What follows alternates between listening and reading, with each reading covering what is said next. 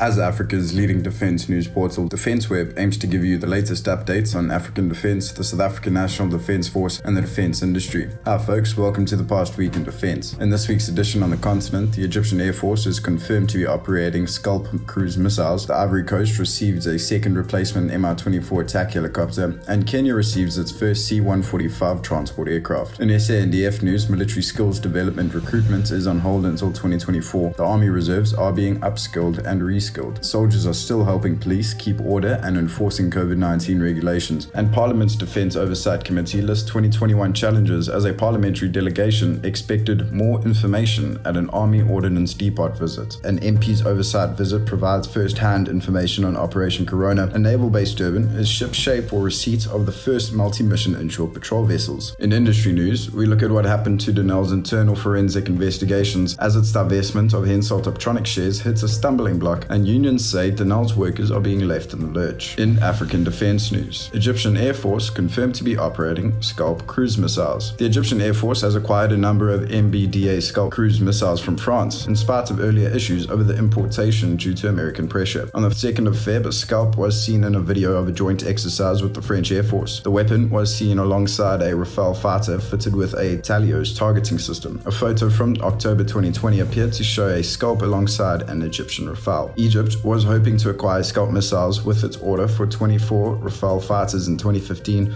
but apparently the US wanted to block the sales since the missiles contain American components. France seems to have found a way around these restrictions. Ivory Coast receives second replacement Mi-24. The Ivory Coast has taken delivery of a second Mi-24 attack helicopter to replace those that crashed in 2019 and 2020. The second aircraft, with registration TUVHT, was seen being loaded aboard Ilyushin Tu-76 transport aircraft in Bulgaria on the 27th of January ahead of delivery. The first replacement aircraft was delivered on the 7th of August 2020 to coincide with the Ivory Coast's 60th Independence Day. The aircraft arrived at Abidjan aboard a Ukrainian Air Force Tu-76 transport aircraft, Scramble magazine reported at the time. President Alassane Ouattara said last year it was the first of two Mi-24s being received, with the second due within 3 months' time. Both helicopters are believed to be Bulgarian Air Force examples. The aircraft are to replace the two lost within the space of 5 months. On the 27th of November 2019, an Mi-24D was lost in a collision with an Mi-17 parked on the ground at Katiola during a visit by President Ouattara. The Mi-24D was written off while the Mi-17 belonging to the presidential flight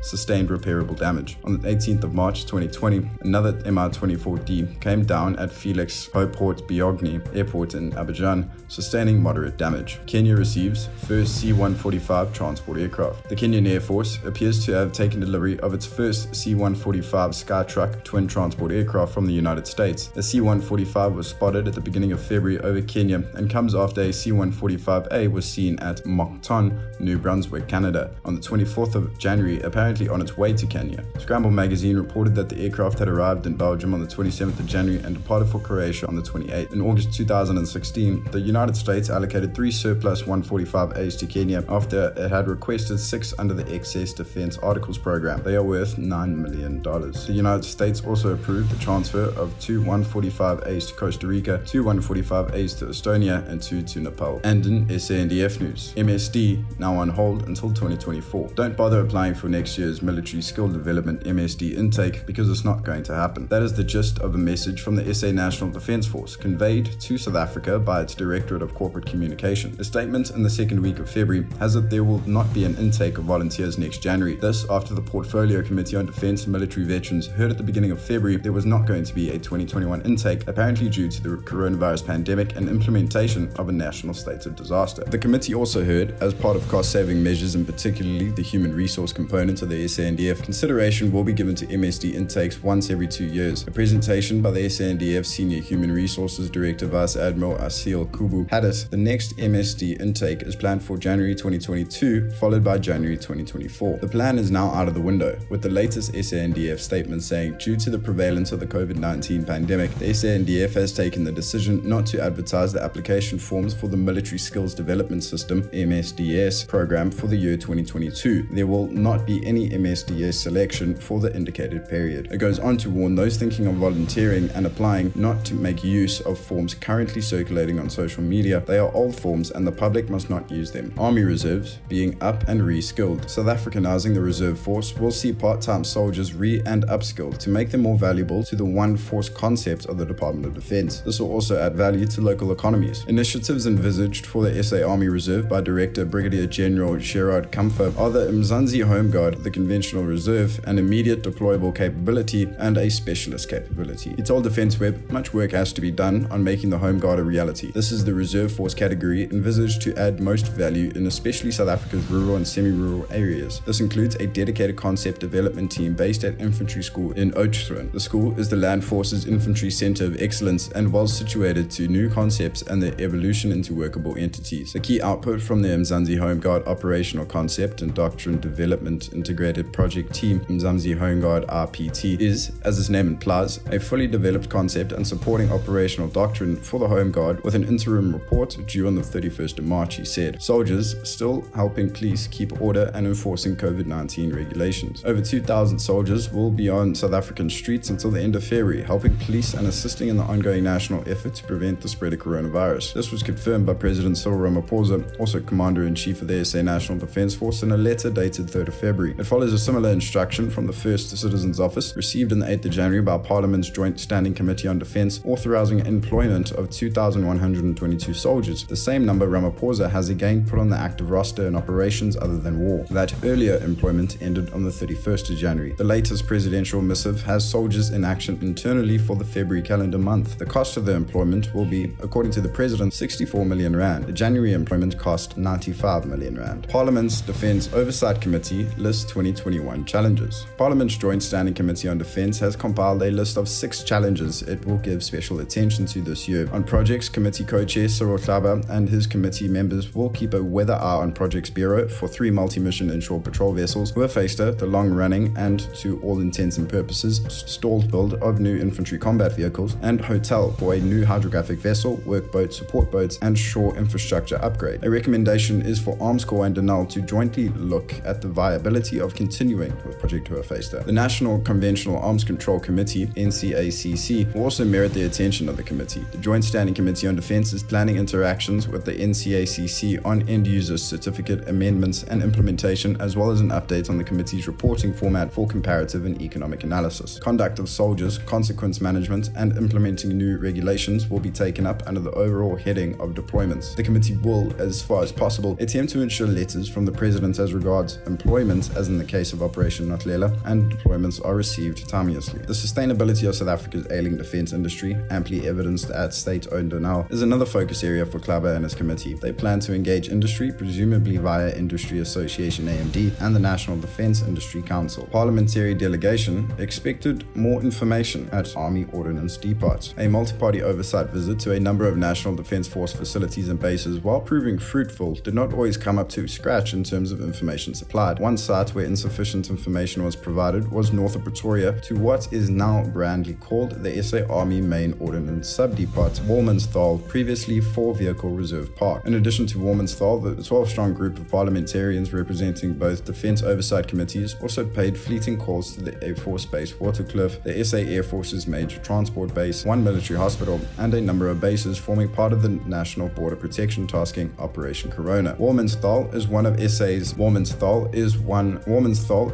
SA National Defence Force facility where Cuban mechanics and vehicle technicians assist in reviving the Landward Force's internal capability as far as technical support teams are concerned as part of Project Thusano. Cubans are also based at the Potchefstroom Ordnance Sub-Depot in Northwest. Thusano was reportedly flagged by the Office of the Auditor General for a 2014 contract involving Cuban mechanics repairing military vehicles. The contract, which escalated from under 200 million rand to 900 million rand, plus in 2019 was flagged as irregular after it emerged General Solly Schalke, SANDF chief, signed it without the permission from the Secretary for Defence or the Defence Minister, the Sunday Times reported. The Project Thusano mandate at Walmansthal, the oversight group was told, is to deactivate and dismantle prime mission equipment vehicles declared beyond economical repair, to harvest components from these vehicles to be backloaded to the SA Army Main Ordnance Depot for reuse on other vehicles. The scrap metal that remains after this process is sold off by Arms Corps. Project Thusano also has skills transfer to South Africans as a component, with the Parliamentary group hearing 12 National Defence Force personnel, 5 artisans and 7 apprentices are currently working with Cuban specialists at Walmansthal. Reporting back in Parliament, the delegation expressed concern about the limited scope of the presentation at Walmersdal, saying it expected a broader update on Tusano. Cuban involvement in the mundane process of vehicle dismantling was questioned, as was the lack of numbers of ordnance depot personnel nationally under Cuban mentorship. Portfolio Committee on Defense co-chair Cyril Abbas indicated the delegation's concerns would be taken up at the appropriate level. MP's oversight visits provides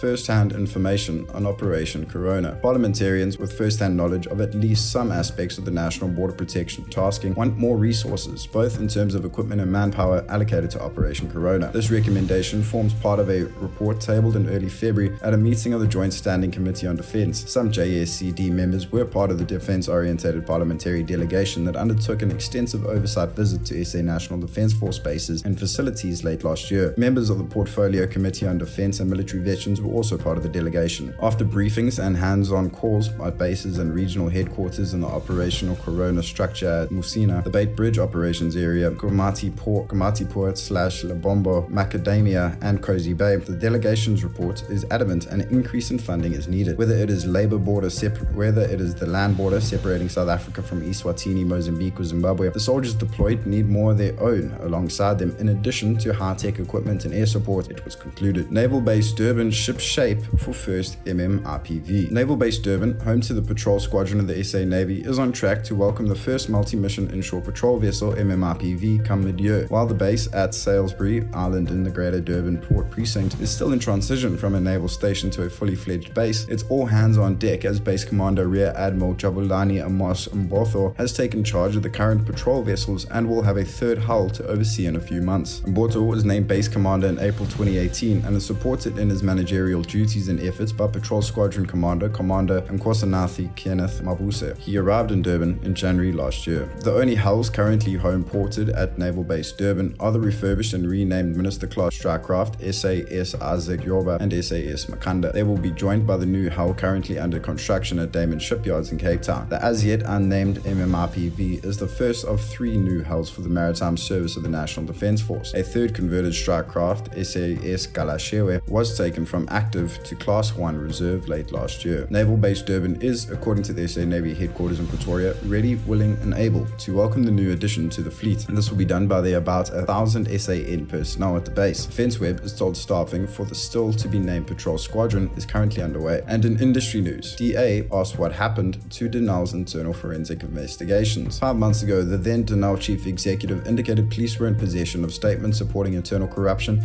and state capture forensic investigations at the defense and technology conglomerate. It appears there has been no action, and the Democratic Alliance wants the special investigating unit involved. The call comes from Michelle Clark, Shadow Deputy Public Enterprises Minister. In September last year, then Denel Chief Executive Danny du Toit confirmed to Parliament's Public Enterprises Portfolio Committee that statements made after forensic investigations were with the police. Internal disciplinary hearings have been concluded and others are ongoing, a Denel statement issued at the time said. The DA parliamentarian wants Denel and other poor-performing state-owned enterprises to account to Parliament's Standing Committee on Public Accounts. Denel must also account to the Parliamentary Portfolio Committee on Public Enterprises, she said. One reason for this is the delayed release of the Denel annual report for 2019/20, months after it was supposed to be tabled. She points out Denel has not yet held an annual general meeting, supposed to take place at the latest 15 months after the previous one on 15th of September 2019. Denel now has until 31st of March to hold the meeting. Denel's divestment of Hensoldt Optronics shares hits a stumbling block. Denel's sale of its 30% stake in Hensoldt Optronics has hit a stumbling block after an offer expired due to a delay by the Department of Public Enterprises, but Hensoldt South Africa remains committed to acquiring the stake from Denel. Denel's sale of the stake is part of the loss-making state-owned company's turnaround strategy. On the 24th of February 2019, the board of Denel approved the sale of Denel shares in Hensoldt Optronics. The deadline to complete the transaction was 30th of September 2020, but the Department of Public Enterprises only gave its approval for the transaction on the 2nd of October 2020, which led to the offer expiring and negotiations having to take place from scratch. According to Helgrad Cronje, Trade Union Solidarity Sector Coordinator for Defense and Aviation, if the transaction had taken place, 160 million rand in capital would have been available to Denel. DefenceWeb understands that Hensoldt South Africa still hopes to acquire the 30% stake from Denel, and the process is ongoing. Denel workers being left in the lurch, union says. Trade Union UASA has said Denel's board is failing to undertake its responsibilities and leaving workers in the lurch with unpaid salaries. Staff at Denel haven't received their full pay since 8 months ago when the salaries for the end of May last year were paid. The United Association of South African Africa, UASA said. UASA in solidarity instituted contempt of court proceedings against the directors of Denel after the state-owned weapons manufacturer did not act on a court order dated 4th of August 2020 to honor all outstanding contractual and statutory obligations